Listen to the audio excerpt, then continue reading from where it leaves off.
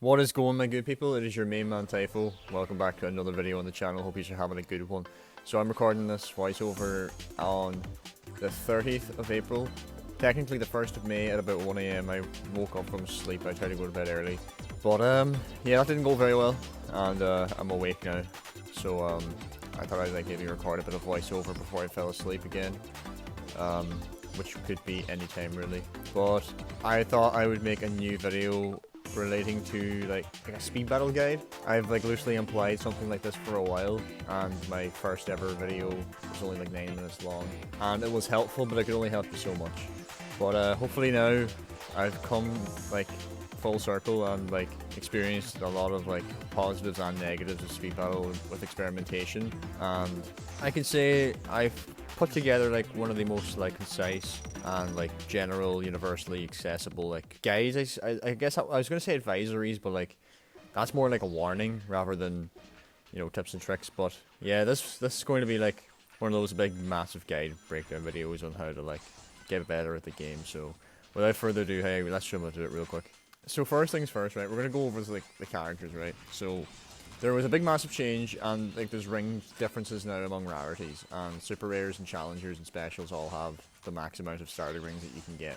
A lot of people don't like this mechanic. There might be a chance that they could revert this in the future. There's a very high chance also that they won't, because they are requiring a balancing dev, and until they get one, they aren't going to actually do anything to the game, I don't think. I think that was what Noli said once on a reply in the HARDlight server, but I'm not sure. Do not use commons. Commons are absolutely down bad atrocious. You can put yourself through that pain if you want. Give yourself a challenge, sure. But you are genuinely better off using a level 11 rare, or even a super rare, or special for that matter, because they'll have more starting rings, and yeah, their items might not be as strong, but HARDlight have buffed stuff that isn't maxed already, to the point where it's somewhat usable at lower levels anyway, to kind of try and entice these people to use the character and then invest into them. That's kind of their ecosystem nowadays. But don't use commons. A lot of the rares, redundant, don't even bother your ass.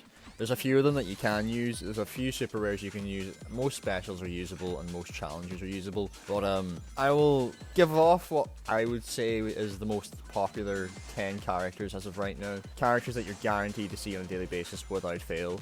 And they are going to be annoying your hole way too often for me to even account for. But you got DJ Vector, Punk Saz, Rusty Rose, Movie Tales, Quarterback Savok, Longclaw, Tangle, Boss Cage Masonic, Unicorn Cream, and Nephilis. This is not including the likes of the new characters like Popstar and Rockstar Amy and Rouge, and it's not including a lot of other fucking broken stuff, man. There's so many other good characters like Lancelot or Metal Sonic or Chaos. There's too many good characters to name, man. These are going to be all the characters that you're going to really see often, and yeah, if you're able to deal with them, I could go into further detail and stuff like characters and their absolute specifics in a different video, but I don't want to be stuck on this topic for too long. This is all I can really tell you in terms of character selection. Just if you want to suffer, go ahead and use your rares and your commons, but if you really are going to take the game serious and you want to get trophies, there's going to be some sacrifice you have to make, and that is that element of fun sometimes, and you're going to have to use whatever the hell's popping off. Get accustomed to what's there, man. Familiarize yourself with what meta abusers are and what people are using and what they're doing with said characters. This stuff will help you immensely in the long run, and then you'll be able to deal with every person accordingly, and it helps a lot whenever you're trying to gain trophies. But yeah, that'll be all I can really say for characters for now. So next up, I kind of want to talk about gameplay elements and aspects of the game itself that are going to be really important for you to note, right? So rings, man. I've seen so many people play speed battle and they're not getting 100 rings very fast. Now, some people will do this deliberately, which I will talk about now in a couple of seconds, but you're going to want to get 100 rings. Your ring speed increases in 10 increments, I believe. So having 75 rings and having 78 rings is essentially the same speed. You're not going to actually be going any quicker.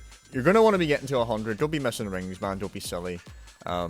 It's actually one of the most annoying mechanics in the game, to be honest. Electro effect, where they're able to suck up rings. It's quite cumbersome. But having 70-90 rings midway into a race is never going to go well for you, because the meta has changed so much now, where aggression has really become popular, and it's what you're going to be expecting every single day. Just a bunch of hyper aggressive, angry ass children, or some at times full on adults, man. And yeah, keep your rings high, man. there'll be so many races, man. You can play like the likes of Ancient Isles, and after the dash pad section where you're like on the corkscrew and then the loop, there's like what, 8 rings there, 7 rings, I don't know. Like that's it, man. If you get hit there once or twice, you're down to 90-80 rings for the remainder of the track, and there's about 15 seconds of stretch there. There's a very high chance you're going to get clutch boosted or passed or hit by some bullshit item, man. Like, that's just what's going to happen. So, like, always pay attention to your rings, man. It's what makes a lot of characters good, like ice mechanic characters. It's like, they take away so many rings, man. That's what makes them so good, like, but, yeah. Rings, man. Don't forget them. Very important. So next up, right, we got, like, a playstyle or a strategy of sorts, right? And this also, like, kind of goes in tandem with the ring stuff I was talking about earlier. But there's this term, you've probably heard of it before. It's almost derogatory at this point, but it's called sandbagging. And this is a thing in speed battle that like almost 80% of people do. Everybody knows about it. It's simple. It's boost smuggling from Mario Kart, man. If you're like, say, fucking sneak a star all the way from 8th or 12th or 16th or whatever position there is nowadays in Mario Kart up to 1st, and then using it on the last lap, handy as fuck.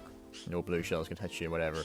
Well, things can still hit you when you sandbag in speed battle, but it's such a universally successful strategy now in the game that over the years, man, people have just gotten better and better at doing it. It becomes so much easier due to like how frustrated people get and how much they try to prevent it, which just results in everybody doing it anyway. And yeah, so what happens whenever you sandbag? You're going to want to fall behind. So whether that be by hitting walls, hitting yourself, hitting other people's items, or missing stuff. And if you're absolutely trash, yeah, you're going to like definitely thundercloud yourself or whatever, like, but most people will either like skip rings or skip dash pads, and that way you're actually not, you know, putting any stress on yourself. You're not giving yourself any stumbles, any -10s, any like huge like sacrifices that are going to deter you from the win in a race, man. And people do this to get early boosts. That way then they'll be able to catch back up to the pack, man, whether they be player level 14 or lower speed players, or people that are just going to spam like crazy, like Mephiles or Movie Tales, etc. And then they just have to use their boost, man, in the last couple of fucking seconds, and bam, Bob's your uncle, man, they win. And it has its risks, sure, for the most part, but like most meta characters these days, they have boosts that are like either invincible or like extremely fast, or they're invincible from the minute you press them, man, and sometimes they're even both of these things at once. So like sandbagging is something that like you should always be watching for, and you know for a fact that like people are going to do it, man. You should be able to like identify that right away on the matchup screen. If you're anticipating it, man, you'll know that some people don't have shields a lot, and that's like going to be good for you to capitalize off of, man, because then people are going to be like, oh fuck, will I use my boost now, or will I wait for people to do something? Yeah, this negligence, man, is like one of the primary reasons why people are losing, man. Like, you'll get clutch boosted by some Movie Tales because you got hit by a single lightning and you weren't paying attention, man. But nonetheless, sandbagging, very, very popular. Do I recommend it? Yes, unfortunately. If you really want to win, man, that's what people are fucking doing. So I'd much rather you sandbag than hack. So yeah, there's that. But yeah, that's just one other gameplay thing that I wanted to add. A counter argument now for like the sandbagging strategy, but shield use, man, it's really, really overlooked in speed battle nowadays because of everybody sandbagging, and in my opinion it should be considered far more often. I'm not going to lie to you, I've definitely adapted the use of shields far more often because I was always like missing one and I'd get wrecked and then I wouldn't have one for that moment that I needed it. And I'd say like Rafamat was one of the people that like really, really like forced that into my brain, man, because I'd always be like streaming to him and I'd be playing Lunar Blaze, and well, who knows, Lunar Blaze better than him. But if you're capable of like perfect dodging, which we'll touch on now in a little minute, you should be able to like essentially carry shields and stack them, which would mean like you use it like 3 seconds after another item box, so that way then your shield will end on the next item and then you'll pick up another shield which you can press immediately again, and then after that you'll find another item box which you will be able to pick another shield up off.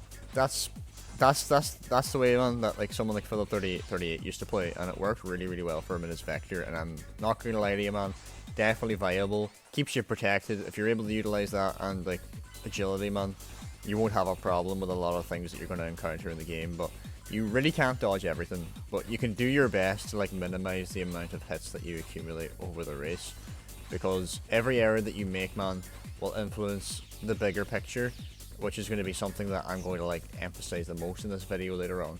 But anyway, shields, definitely think about them more often. You're going to be getting them in 3rd and 4th place sometimes whenever you're behind. You're going to be thinking, what the fuck, but maybe that's just the game telling you, man, that you don't use it enough. But anyway, shields, use them, keep them, try to get them. Be resourceful. Don't be stupid. So perfect dodging, right? It's a maneuver in which your character basically like travels underneath or like between traps or projectiles being shot at you or placed on you. I'd recommend practicing it like on party match on your own with bots or with people and figuring out how it works, because it's definitely something that you can't necessarily like explain really easily to someone. You can't just pick it up. You have to like try it and fail it a few times to really get it, because whenever you finally do get it right, it's so satisfying. Like, it was initially found with like hedge maze. Now whenever that first dropped, I like looked really deep into hedge mazes, like ways of being avoided, because it was used so often back then, because you had to use hedge maze to acquire clearances of missions, and that's quite annoying. But once you figured out how to frame rule, as I called it back then, you'd be able to get around hedge mazes and it would hit everyone else, man, and the debuff was so strong that like you'd be gone, like, and you'd be able to like develop these huge leads on people, bro, and it was piss like. But yeah, if it's used practically, man, and responsibly, like don't be using it on your own shit often. If you're using tornadoes, sure, because they don't despawn, you can definitely do it there. But like say the likes of ice mines, e-mines, man, the consequence of failing, that's very risky. I've seen a lot of pros, man, they can do it really well, but when it doesn't go well, it really doesn't go well. So like definitely think about it whenever you're like going to be doing it, because like the more you think about it, the more likely it'll work too, because like obviously you'll have practiced it by then. But whenever it's mastered, man, it makes speed battle so much easier. Whenever you combine this with the power of shields, you can get away with so much more, and you're not going to be hitting as much stuff. And like, man, it really matters like how often you get hit in races. Like, if you're getting hit all the time, man, everybody else has to get hit as well, that same amount of times, otherwise the disadvantage is pretty great, and your odds are literally just not as like high as the other players' odds are. And this applies mainly with like the likes of Supersonic, man.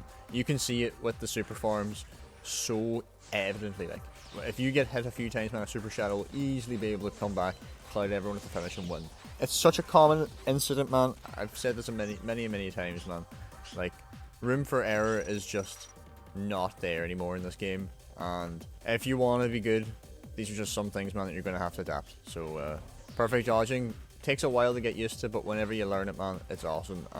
While I'm on the topic of perfect dodging, I'm going to mention another little like basic mechanic, man, which would be like getting item boxes and dash pads at the same time. There's a lot of tracks where you can do this on, man. Or getting like double item boxes where you're able to get those as well. Like Temple Gate, man, is another track where this is really commonly used, and you can see it all the time from the first item boxes onwards. And even at the dash pad section, man, there's like dash pads beside items. You can get both of them too. So like hopefully you can learn that, and once you get these all down, man, you'll have like plenty of shields and you'll have plenty of stuff, man, to like make your setups. And that's all I can really add to that, man. But that's just a few like basic principles that I recommend people like take into account. So the next, this is going to be the one that I would have, you know, been hyping up the most in this entire video, but this element of speed battle is so, like, cloudy for me right now, but it's something that I've been speculating on for a while. A few people agree with me, some people think I might be a little bit out of my head on this one, right? But it's the aspect of pace, right? At its core, man, right? Speed battle is an endless runner with items being peppered onto the map by other human beings. So therefore, that means that their traps, their projectiles, their boosts, they're limited, man, by the amount of lanes on the track that you're racing on, right? So that would therefore mean that the amount of interactions in this game would be finite, meaning that there is eventually going to be a maximum amount of possible like interactions between characters and between players on specific maps, and you can essentially become fully aware of what's going to happen and how to prevent it or allow it, depending on whether you have to or not. This element of strategy, right, is very hard to like kind of comprehend whenever I'm explaining it so vaguely, of course, right? But take something for example, right? I'll talk about the racing line, because this is something that you'll see in many other racing games like Need for Speed, Gran Turismo, Forza Horizon, Assetto Corsa, all these other like racing games, man, right? The racing line is always utilized, man. It's one of the most important things in driving a car, riding a motorbike, or whatever sport it may be, man. But in speed battle, there are corners and turns and twists and loops, man, right? And every little turn and corner, man, you're going to want to be like essentially on the inside lane, right? And the inside lane will depend on whether it's a right hand turn or a left hand turn. If you're going to be on the inside lane, You're going to be maximizing the pace of the race, man. You're taking the quickest route possible. And this can leave you susceptible to the likes of extendo range E-mines or spear traps, or like really overpowered desync on traps. And that's pretty annoying, but you know, if you're racing against something like a Supersonic or a Percival or a Werehog, distance is kind of important. And every time that you take, say, the outside lane, you're going to be reducing the overall pace of the race. You're going to be reducing the gap between you and the pack, and people are going to be catching up to you if they're not taking the inside lane, or you know, if they're taking a quicker lane than yours. This would leave you more susceptible to open lanes, so that would be areas that people are going to be shooting a lot of projectiles. So like, being in either lane, man, will have its poison, but being able to make use of both in very crucial moments is very, very, very handy. Like, you could actually like pass players, man, that are like a player level below you or a couple of rings below you, man, when you're at the final stretch of a race. If you're taking the quicker line, some people don't even think about it, man. And pace is definitely something that I think it's like almost mandatory to know, because if you aren't able to comprehend it, man, you're probably one of those people playing Mephiles. Like, Mephiles is a terrible like contributor to pace, man. He is massive support character, man. He's holding the fucking spotlight up on the stage, man. Up on the fucking scaffolding up above in the theater, man. He's such a dumb character, man. Does 0 ring damage, stumbles people, and takes away the use of an item, so you have to basically clear a slot by sacrificing an item. This is the dumbest and most idiotic like mechanic that people are trying to make use of, right? And I get that HARDlight has been emphasizing, you know, effects recently. I'm sure that all of you have noticed that as well.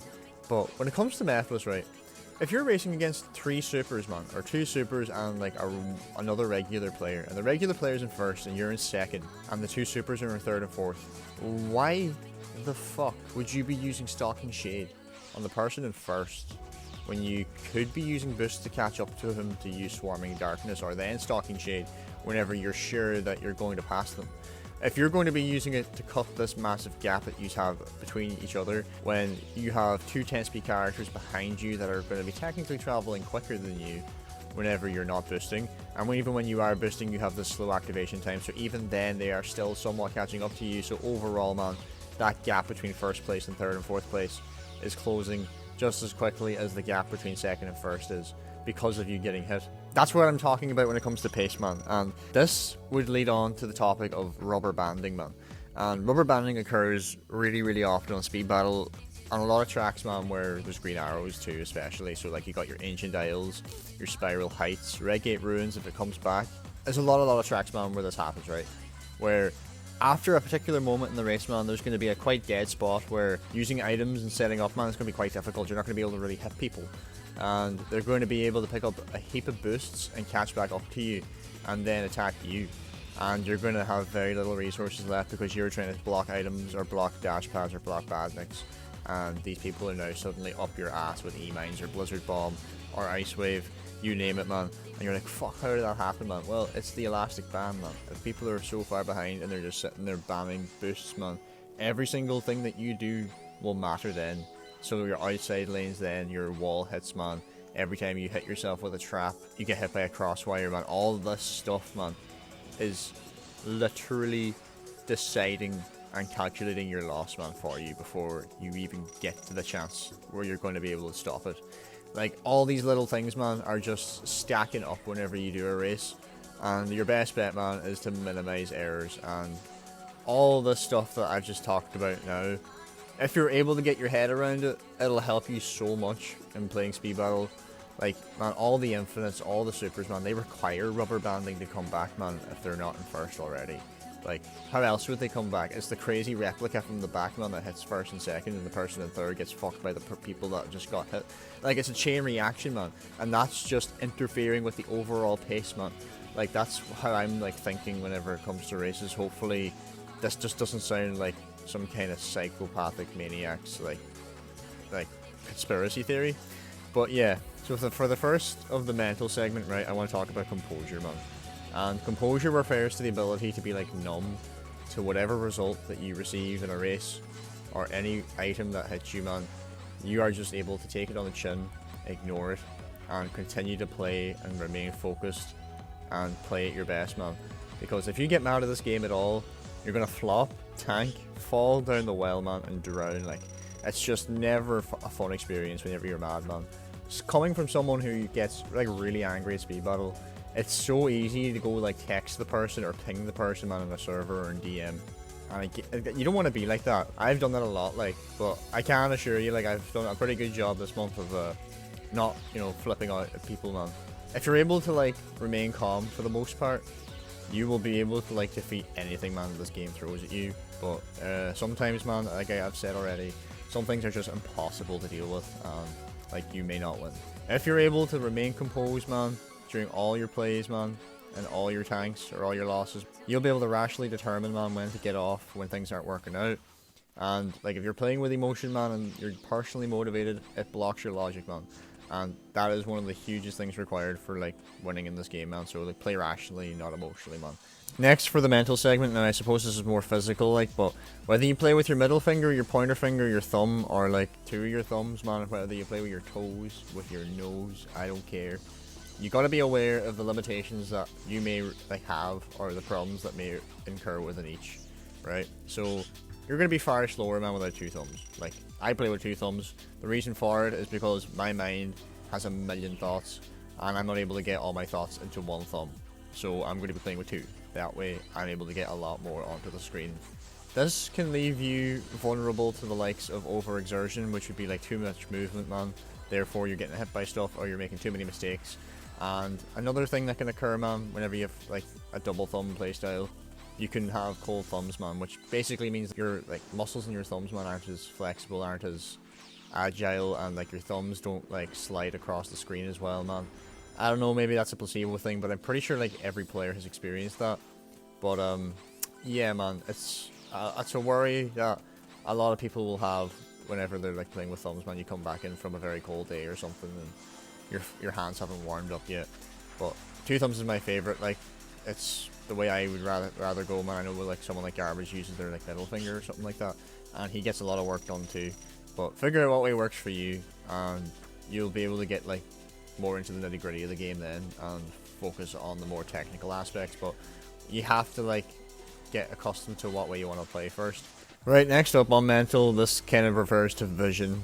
So when you're playing speed battle, like, I really hope that you're at the stage now where you're not exactly looking at the track and like what's coming up, because like you should be aware of like what's on the track depending on like what like track comes up on the matchup screen. But obviously, you know, you're going to want to pay attention a little bit to what's in front of you depending on what characters are in the race, or if you're not fully accustomed to your muscle memory. But whenever you're able to vividly remember the tracks, man, you're able to focus more on the arrows, man, beneath you on the screen, and the sounds also around you. Like, we're going to talk about sound and vision, I guess. Sorry, I completely forgot that this was in the bullet points. But yeah, if you're able to pay attention, man, to like sound, you'll come to the realization that like projectiles actually have like a little bit of audio panning, and you're going to actually be able to realize what lanes whirlwinds are in or audio assaults are in before they're even launched. And that can help sometimes in which way you want to be placed whenever you're coming up to like important segments in the race, man. But yeah, like watching your arrows too, this allows you to like figure out what lanes the projectiles are shot in, or what traps are placed, and that's really, really helpful, man. If you're focusing on this stuff, it really, really matters, man, and it makes you more cautious, makes you prepared, and you will have no bother with all the spam of today's meta. But again, it's something that not everybody does. People say it's a little bit unnecessary, but like, those arrows are there for a reason. It's to track stuff, man, and like sometimes it is the difference between like you not seeing when something's gonna come, or you being able to foresee a trap and being able to dodge that trap whenever it does eventually get used. So yeah, definitely pay attention to like the sounds, man, and your arrows. Like, they are like really, really big, man, because when you're tilting, I know a lot of people are just focusing on like the item boxes, the dash pads, man, the things in front of them, and they're not paying attention to what's actually going on with the other three players. But yeah, those are vision and like sound, man. So over time, man, whenever you're like getting hit by all these items, or like you're dodging these items, or you're setting up traps, man, and they're always working on people, you might start to realize, man, that there's like really common spots, man, where you are able to hit players, or players are hitting you. And once you're fully capable of like recalling all these spots depending on the characters and players in the race, you're going to be much more prepared for battle. And this leads to choke spots. Now, choke spots are like areas of the track, man, where people are like under a lot of pressure or some kind of nervous anxiety, and it's normally dependent on like the kind of characters in the race and what kind of surroundings they're creating. But these spots, man, are normally utilized by a lot of auto miners, so like your Long Claws, Reaper Metal Sonics, your Rusty Roses, man. And an example of this would be like the dash pad under the cliff on Parched Palms, man. There's like the Electric Arbor triple dash pads. There's the Spiral Heights Green Arrow section, and there's a lot of areas, man, where people aren't moving lanes. And there's so many of these choke spots to learn for different characters and different traps. And it can be really annoying. Like Eggman's Valkyrie, he can like really piss people off on Mining Mayhem because he can lock you into like one lane. And then he'll have an honor guard then blocking that open lane that you're in, man, and it's kind of overpowered, like. But choke spots, dude, they are crucial, and they've been utilized for years, man. Very important. It's also a little bit of a secret, man. I don't think many people like to share that one, but when you get all those sponged into your brain, you'll be much better at speed battle, I can tell you that much, man. I hope this helps in a sense. So the final part that I have for the mental segment of like this guide would be character setups, man, right? So every character has like a unique style, man, or like a way of optimizing their items as power, man, right? So some of them, man, will follow like really similar ideas. Like for example, right, Infinite, man, he can like backshot a reality warp on a triple dash pad section, and it'll like be traveling slower than every player will be on the triple dash pads. So that can like really make it awkward for players to get all 3 triple dash pads to get the purple boost. And on top of that, man, he can use like a max replica to force people to miss these triple dash pads or other landmarks. And if they don't miss them, they're going to likely get hit. And if they get hit, man, they're going to have no access to anything else then for a couple of seconds. And it's quite a long debuff too if it's maxed. Cream's able to do something like this as well, man, like with Chow Attack and Chownado. You can block one like lane or one triple dash pad with a Chownado and then have a Chow Attack coming back on the other one. And that works really well, man. A lot of players are like skilled at that. I think Weavile's really good at it, man. Nightwing was pretty good at it. He got like tier 10 day 4 with Cream this season. Very impressive, man. And Whisper uses this like kind of strategy as well with Cyan Laser and Pink Spike, man.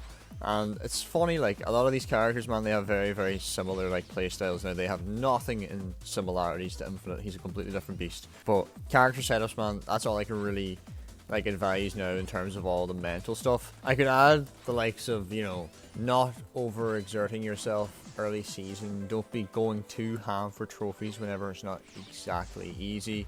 Don't be making yourself look like a really tasty dessert for pros, man. If you're trying your all out hardest to get 6k early, man, then you just see like Josh Rocks or Zyro creeping up on you on the leaderboard, man, just give up. Don't let them beat your ass. It's not going to help. It's not going to boost your ego. It's not going to make you better. You're just going to feel worse about yourself. Try and think like logically about when you're going to be able to achieve your goal, like, and don't like put yourself under too much stress, man. Like, that's what I'm trying to like really get across over all of this stuff, man. I've learned a little bit, man, on how to keep away from stress whenever I'm playing speed battle. Like I used to get really heated, man, but as of late I've decided to like kind of take it a little less serious, man.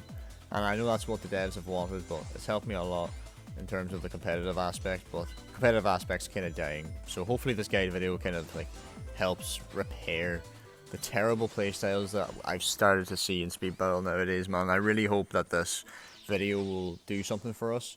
I just want to help people out. Like, I'm trying to give people the secrets that I know, the secrets that I use, and the way that I think, man, because I see it every day, man, people trying to play like me. And I'm not saying that to like blow my own horn. I see it because, well, people watch my videos. It's going to be natural for people to learn whatever they see me doing, and it's fair enough. This is for people that, you know, really want to like know the why in what I do, or the how in what I do. I hope that this video will be able to inspire and help a lot of you out. It's been an honor to make this up, man. This bullet point took ages to construct, but later on down the line, man, I'll be able to talk more about characters and like tracks. Like, hopefully there's going to be a refresh of track rotations next season, but you know, for all we know, that's not going to happen. But yeah, this has been the guide video. I think that'll do for now. If you follow all the things that I've just stated in the last, I don't know, what is it, 28 minutes, 30 minutes, well, you will become a speed battle master. and I will send you TSS invite link immediately if you would like to join. But it's been your main man Typho. I really hope that you have enjoyed the video, and it's been an honour to make this, and I want to thank you very much for the continued support, man. I'll be back again with another video, I hope, but hope you all stay cooking and stay locked, because you never know when I will come back and be active, because it's random at this point, man. It's like a lottery. But let me know what you think down below. Hopefully this video will get you some more trophies in the future. But it's been your main man Typho signing off for now. I'll talk to you soon. See you later. Peace out.